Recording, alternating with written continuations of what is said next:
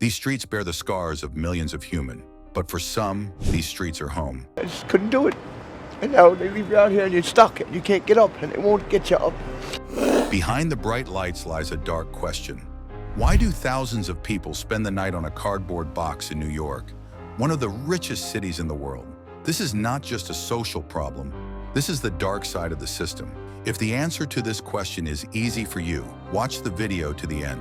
In this video, we will show you the unseen plans, the deeper reasons, and the silent truths. Because sometimes the answer is not, they couldn't find a house. The house is not given. Don't forget to like the video and subscribe to the channel to be informed about such videos. Behind NY Presence.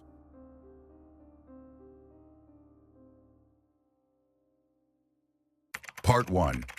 Not an economic coincidence, but a strategic plan? 1. Why have rents gotten so high? The average monthly rent in New York will exceed $3,500 in 2024. For someone living on minimum wage, this is an impossible figure. But was this increase a coincidence? In the last 10 years, rents have risen 70%, salaries only 25%. This gap is not just economic, it's almost as if it was planned to exclude low-income people from the city. People are now afraid to leave their homes. Finding a new home is impossible or beyond the budget. Families are squeezed into one room. Young people return to the family home after university instead of freedom. And it's no longer just the poor who are homeless. Even the middle class is threatened. More than 40% of New York residents spend more than half of their income on rent alone. This pushes people directly onto the street at an unexpected expense. If this sounds simple, stop. Other items are even more complicated. 2. Is affordable housing being deliberately reduced? More than 500,000 people need affordable housing. But public housing, NYCHA, is inadequate and dwindling. Why? In the system, people wait in line for 7 to 8 years. The buildings are in disrepair, dangerous. But the administration is either giving them away or wants to sell them to the private sector. Is this another way to push low-income people out of the city? In some documents, it seems that the funds allocated for the repair of these housing units have been diverted to other projects. The result? Empty buildings, but people on the streets. Do you think this contradiction is a coincidence? 3. Increased homelessness after the pandemic. Coincidence or negligence? COVID-19 has left thousands of people homeless, but was this just the result of a virus? Under the pretext of the pandemic, social assistance was cut and application systems were complicated. Thousands of people who could not access the online system did not receive assistance. After 2021, with inflation, even basic needs became unaffordable.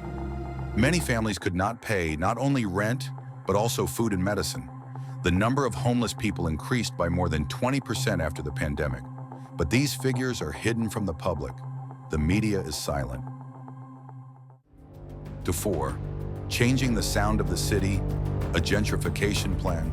Bronx, Harlem, Brooklyn. Once working-class areas are now full of cafes. But this change for whom? With rising rents, former residents are being pushed out. They are being replaced by wealthy investors. This change is not random. It's a long-term plan to redesign the social fabric of the city. The buildings being renovated do not include the old residents. They are seen as a past that no longer has investment value. This is not just physical, but psychological homelessness. The alienation of people in their own city. Part 2. The invisible system. The doors behind the promises. Loopholes in the name of Social Security. The social welfare system in the U.S. is weak, but this weakness is not a deficiency, it is a choice. The system decides who lives and who stays on the street. Unemployment benefits are short-lived. Housing queues are endless. Healthcare is expensive. Even families with children are trying to live on food stamps alone. And even these benefits are hard to get. Bureaucracy pushes those outside the system even further out. Here 6. Shelters, safe haven or trap. Go to the shelter, they say. But what is there? Violence, theft, harassment. According to statistics, 3 out of every 10 people are physically attacked. There is no control, no supervision. In the words of one woman, "On the street at least you are free. but in the shelter you live in fear. 7. Childhood punishment. In New York City, 104,000 children are homeless or living in temporary housing. They lack education, stability, and a future.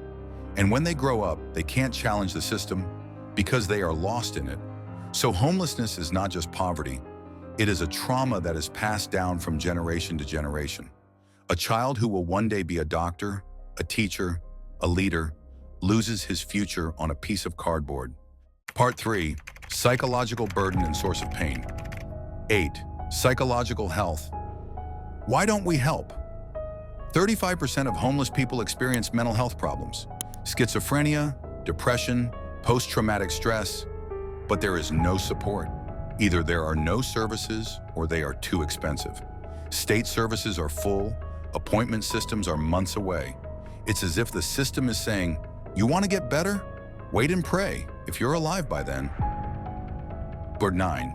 Addiction, not the cause, but the effect. Many homeless people start taking drugs after they end up on the street, to numb out, to forget the fear. Treatment centers are full. There is open discrimination against the homeless, and this leaves them in despair. And here we are, the darkest and most difficult problem to solve. 10. Invisible homelessness, the silence that is ruined between four walls. Some homeless people do not live on the street. They are still under a roof, but it is not a home. Many people stay in other people's living rooms, basements, cars, or hourly motels. According to the system, they are not considered homeless, but they live every day dependent on someone else's goodwill, tolerance, and sometimes abuse. These people are not counted, they are invisible, but they number in the hundreds of thousands. And this invisible homelessness is the most devastating, both physically and mentally. Home means security, peace of mind, but these people wake up every day with the question, where will I sleep tomorrow? Many women are subjected to physical or sexual violence in this invisible homelessness. Children are constantly displaced, disconnected from school, unable to establish social relationships. These children are neither on the street nor at home, literally nowhere. And because the system doesn't recognize them, it doesn't help them. They are not in the statistics, they are not in the reports, but they are the most lost in the dark. This is the most dangerous situation. Help mechanisms do not reach them. Society does not recognize them, and the media doesn't show them at all. Invisible homelessness. It is as if this is a class that social memory has forgotten, but they live in the same city as us, on the same bus, in the same line. Home is not a roof.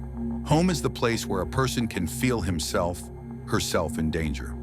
Conclusion, the Silent City's voice. New York, not full of billboards, but full of quiet lives.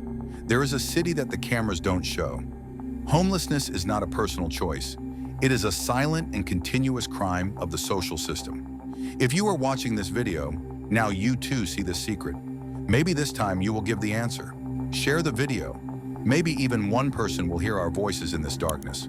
Subscribe, because this voice needs to reach farther. Behind NY, not just what is seen, but what is unseen.